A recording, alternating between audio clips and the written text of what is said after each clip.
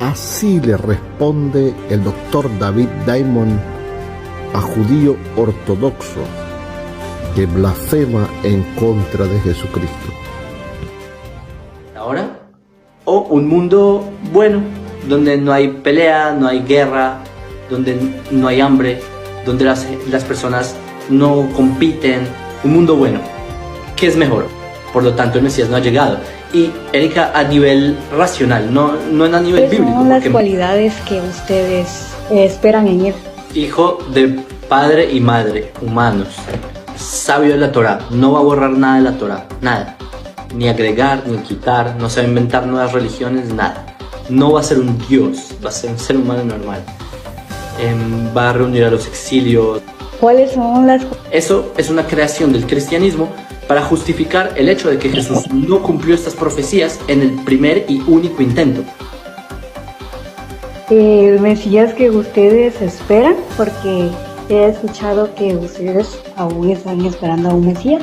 Eso es una creación del cristianismo para justificar el hecho de que Jesús no cumplió estas profecías en el primer y único Yo estaba intento. estudiando mucho este tema ya desde tiempo atrás, a través de un libro muy bueno del rabino Isaac Shapira, que es un rabino ortodoxo que creyó en Yeshua como Mesías y que tuvo que hacer una investigación profunda de la literatura rabínica, Nelson, del siglo II, III, inclusive al primer siglo antes de Cristo. ¿Por qué? Porque ¿qué creían los judíos del Mesías? Esto es importante.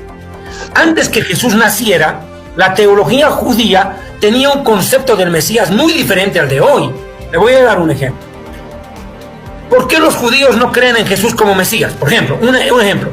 Te dicen que cuando el Mesías venga, reconstruirá el templo de Jerusalén, que ahí se lo va a reconocer. Pero eso no creyeron los rabinos en el siglo I antes de Cristo. ¿Por qué? Porque ya había templo. Entonces, ¿qué creían? Que más bien el Mesías llegaría a ese templo. Entraría a él. Y sabían la profecía de Malaquías, que el ángel del pacto, el mensajero de Elohim, llegaría y llenaría de gloria aquella casa. El profeta Agea lo había dicho. La gloria postrera de esta casa será mayor que la primera, porque la gloria, que es el Mesías, se manifestaría en él. Pero cuando el Mesías viene y no lo reconocen, cambian la doctrina y ahora se inventan que hay que esperar a un Mesías que reconstruya templo y no aquel que entró a santificar como ya estaba previsto. Así como ese caso, en el judaísmo se creía que el Mesías es un ser divino. Escuche bien, el judaísmo nunca creyó que el Mesías es un ángel, jamás lo creyó, pero se creyó siempre la naturaleza divina de un Mesías conocido en dos etapas: el Mashiach ben Yosef, el Mesías sufriente, hijo de José, en honor a José de Egipto, que sufrió muchas penurias y que el Mesías las sufriría igual, y el Mashiach ben David, hijo de David, el Mesías reinante de la casa de Judá. Listo.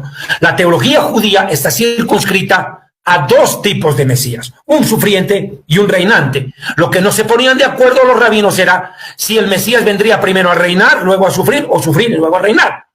Ahí es donde las academias rabínicas peleaban terriblemente. Pero la historia demuestra que el Mesías primero tenía que venir a sufrir, a libertar de la esclavitud con su propio sufrimiento. El que es esclavo es del pecado, y yo lo vengo a liberar, porque si el Hijo del Hombre os libertare, seréis verdaderamente libres. Luego vendrá a reinar. En el primer viaje el Mesías vino sentado en un burro. Ahora regresará con poder y gloria del cielo. Lo cierto es que la divinidad del Mesías, aún en el judaísmo antiguo, es una verdad contundente. Yo quiero arrancar este programa nada más, ya para dar paso a mis hermanos participantes del programa, con un momento de la historia que a mí me parece trascendental y que les ruego, por amor a Dios, les ruego, vean Juan capítulo 10. Miren la escena que se presenta en este pasaje. Por favor, se los ruego, hermanos, hermanas y suegritas, pongan mucho cuidado y no conversen entre ustedes. Este programa es electrizante. Miren, por favor, lo que pasó en Juan capítulo 10. ¿Me escuchan, pastores? Sí, señor. Como que acá se fue la señal. ¿Me escuchan, cierto? Sí, le escuchamos, normal. Ya, gracias. Juan capítulo 10 del buen pastor. Y dice la escritura en Juan capítulo 10, verso 30, dice lo siguiente, 31.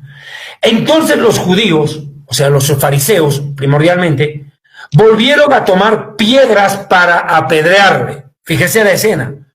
Voy a hablar en términos bolivianos. Lo querían calear. Literal, caleadura, apedreamiento, lapidación. Y Jesús les dijo, muchas buenas obras he hecho de parte de mi Padre. ¿Por cuál de ellas me apedrean? Por haber sanado enfermos, libertado endemoniados, sanar leprosos, ciegos. ¿Por cuál me apedrean? Y le respondieron los judíos diciendo, por buena obra no te apedreamos, sino por la blasfemia. Escuchen, la blasfemia. Porque tú, siendo hombre, te haces Dios. ¡Wow! Y Jesús les dijo, ¿acaso no está escrito en la ley, vosotros dioses sois?